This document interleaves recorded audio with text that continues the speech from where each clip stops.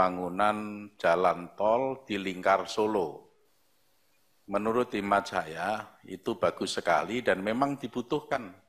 Saya ini lama tinggal di Solo, tahu persis situasi kondisi lalu lintas Surakarta dan sekitarnya.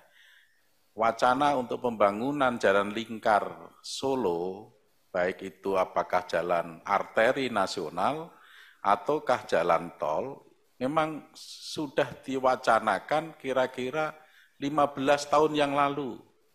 Tetapi itu hanya baru wacana, tidak pernah ada tindak lanjut berupa studi, berupa perencanaan, apalagi action untuk pelaksanaan konstruksinya.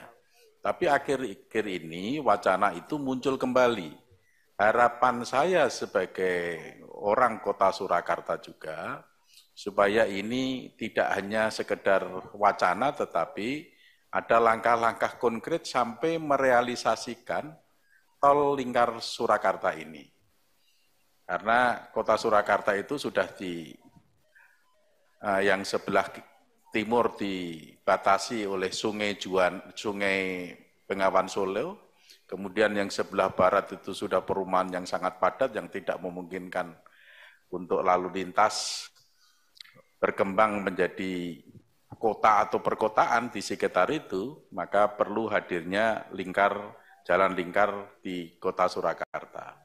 Namun demikian Pak Menteri, apabila ini direalisasikan meskipun itu sebuah kebutuhan, jika jalan tol Demak Tuban ini juga tidak dilaksanakan, maka akan menimbulkan satu pertanyaan besar bagi masyarakat Pantura khususnya, yang memang secara wajar, secara lazim, jalan tol di Pantura ini memang harus ada karena jalan ini merupakan backbone perekonomian di Pulau Jawa yang sudah diwacanakan cukup lama, yang menurut masyarakat di sana merupakan sesuatu yang wajar, tetapi tiba-tiba di kota Surakarta akan dibangun jalan tol dan itu didahulukan misalnya seperti itu, itulah yang menjadi sesuatu yang tidak tepat.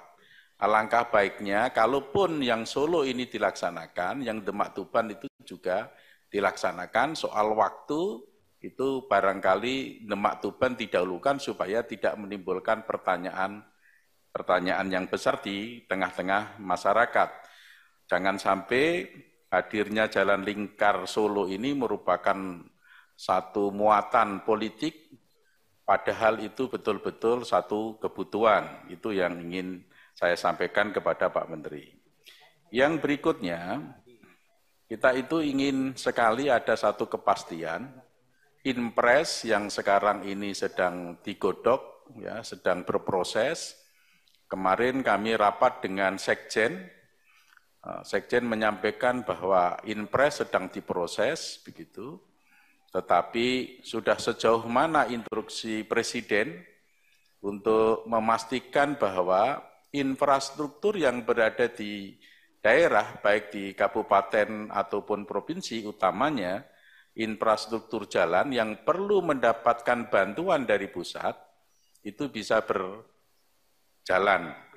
Yaitu dengan berharap payung hukumnya, Inpres ini bisa segera dikelirkan.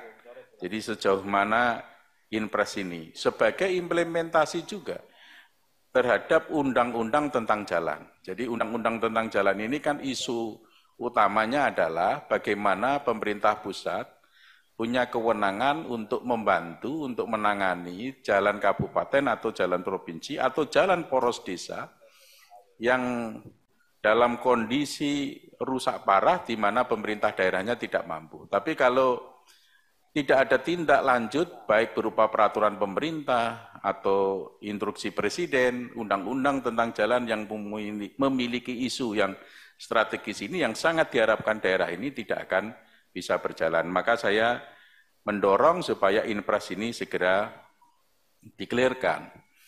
Yang berikutnya adalah tentang undang-undang SDA. Undang-undang sumber daya air itu kan sudah ditetapkan, diputuskan sejak Oktober 2019.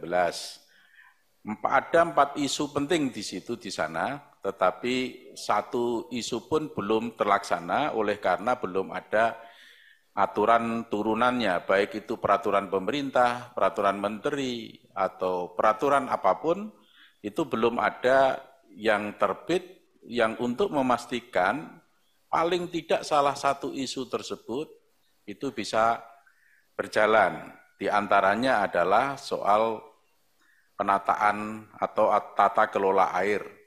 Mengingat air kita ini melimpah, Pak. Tapi masyarakat untuk menggunakan air sebagai air baku itu banyak kendalanya, seolah-olah air kita ini langka, maka perlu hadirnya negara melalui undang-undang ini. Saya minta supaya undang-undang SDA ini mendapatkan perhatian khusus untuk bisa segera diimplementasikan.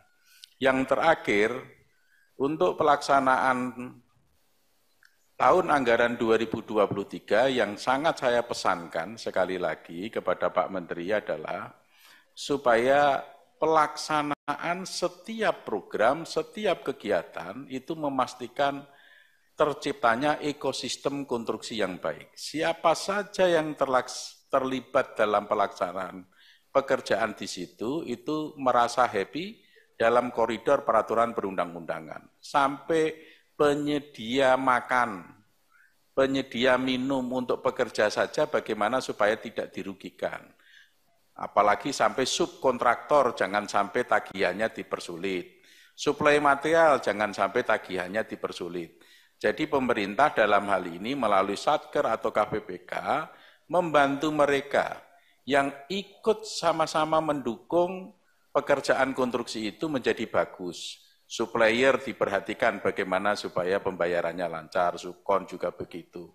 Selain daripada quality control. Jadi ekosistem pelaksanaan konstruksi ini saya wanti-wanti, saya pesan kepada Pak Menteri supaya di tahun anggaran 2023 betul-betul bisa tercipta. Saya kira itu pimpinan, terima kasih. Wassalamualaikum warahmatullahi wabarakatuh. Terima kasih Pak Dewo. Pak Mulyadi silakan.